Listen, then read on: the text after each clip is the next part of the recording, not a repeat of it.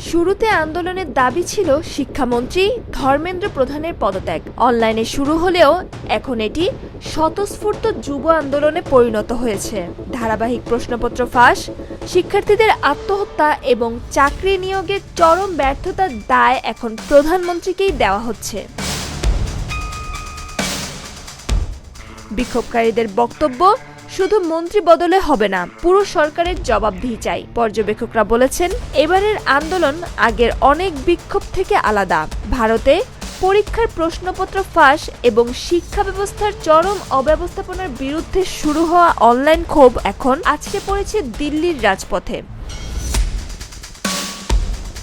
হাজার হাজার তরুণ শিক্ষার্থী ও চাকরি প্রার্থীদের এই বিশাল বিক্ষোভ মোদী সরকারকে বড় ধরনের দুশ্চিন্তায় ফেলে দিয়েছে। আগের আন্দোলনগুলোতে সরকার প্রায় ধর্ম, জাতি বা রাজনৈতিক তকমা দিয়ে বিক্ষোভ ভাগ করে দিত, কিন্তু এবারের আন্দোলন একেবারে বাস্তব সমস্যাকে কেন্দ্র করে গড়ে উঠেছে।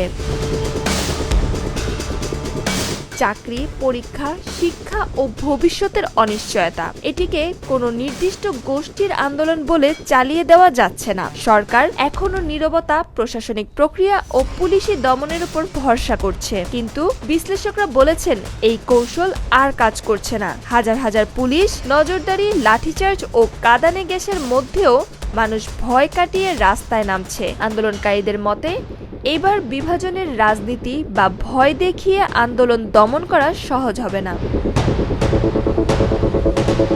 Desk news, Fatima তুজোহরা।